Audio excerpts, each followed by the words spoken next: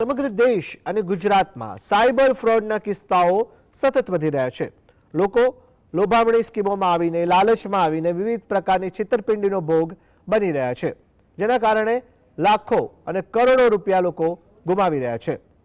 અમરેલી જિલ્લામાં છેલ્લા 11 માસ દરમિયાન નોંધાયેલા 1200 કેસમાં કુલ 8 કરોડ રૂપિયાની છેતરપિંડી થઈ હતી। આ ફરિયાદોના આધારે એસપી સંજય ખરાતે સાયબર ક્રાઇમની અલગ અલગ ટીમો બનાવી ગુનાઓ ડિટેક્ટ કરવા અને નાણાં પરત અપાવવા માટે કામગીરી હાથ ધરી છે।